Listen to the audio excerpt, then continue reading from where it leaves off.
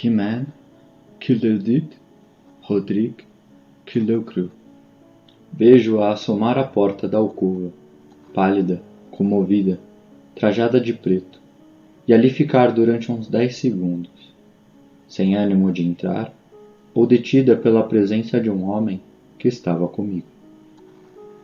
Da cama onde jazia, contemplei-a durante esse tempo, esquecido de lhe dizer nada ou de fazer nenhum gesto. Havia já 2 anos que nos não víamos, e eu via-a agora, não qual era, mas qual fora. Quais fôramos ambos? Porque um Ezequias misterioso fizera recuar o sol até os dias juvenis.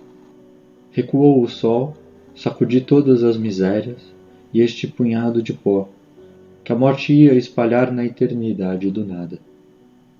Pôde mais do que o tempo, que é o ministro da morte. Nenhuma água de juvento igualaria ali a simples saudade. Creiam-me, o menos mal é recordar. Ninguém se fie da felicidade presente. Há nela uma gota da baba de Caim. Corrido o tempo e cessado o espasmo, então sim, então talvez se pode gozar deveras. Porque entre uma e outra dessas 2 ilusões, melhor é que se gosta sem doer. Não durou muito a evocação. A realidade dominou logo.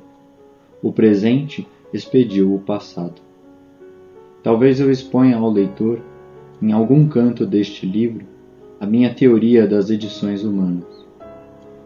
O que por agora importa saber é que Virgília, chamava-se Virgília, entrou na alcova, firme com a gravidade que lhe davam as roupas e os anos, e veio até o meu leito.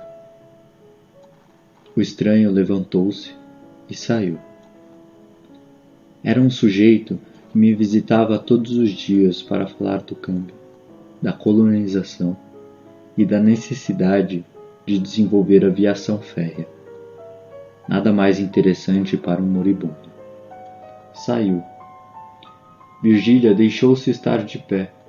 Durante algum tempo ficamos a olhar um para o outro, sem articular palavra. Quem diria? De 2 grandes namorados, de 2 paixões sem freio, nada mais havia ali, 20 anos depois. Havia apenas 2 corações murchos, devastados pela vida e saciados dela. Não sei se em igual dose, mas enfim saciados. Virgília tinha agora a beleza da velhice, um ar austero e maternal. Estava menos magra do que quando a vi pela última vez, numa festa de São João na Tijuca.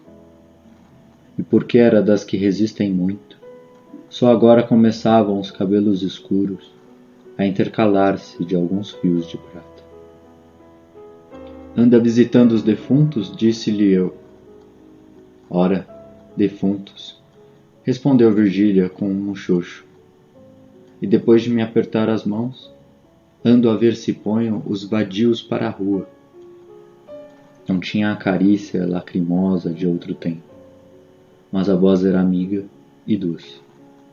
Sentou-se. Eu estava só em casa, com um simples enfermeiro. Podíamos falar um ao outro sem perigo.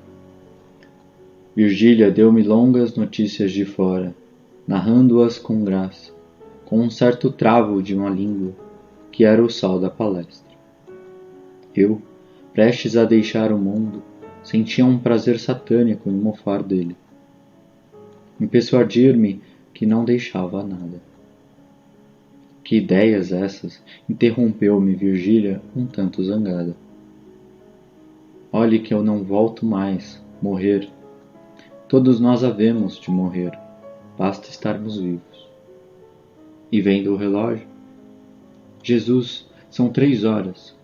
Vou-me embora. Já? Já. Virei amanhã ou depois. Não sei se faz bem, retorqui. O doente é um solteirão e a casa não tem senhoras. Sua mana? Há de vir cá passar uns dias. mas não pode ser antes de sábado.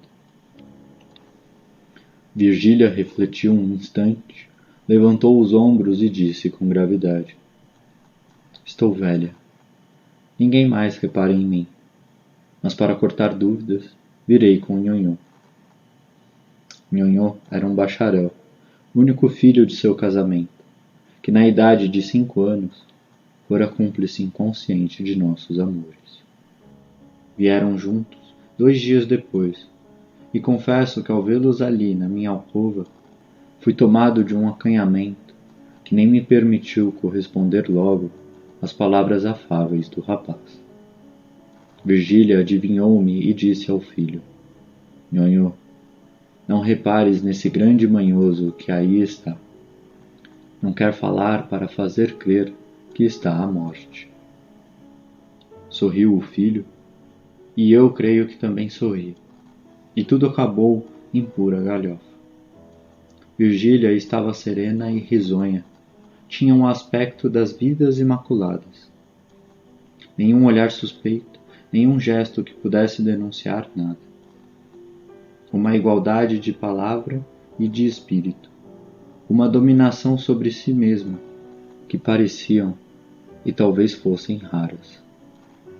Como tocássemos casualmente, uns amores ilegítimos, meio secretos, meio divulgados, via falar com desdém e um pouco de indignação da mulher que se tratava, aliás, sua amiga.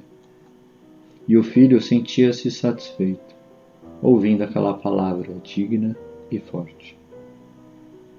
E eu perguntava a mim mesmo o que diria de nós os gaviões, se Buffon tivesse nascido gavião. Era o meu delírio que começava.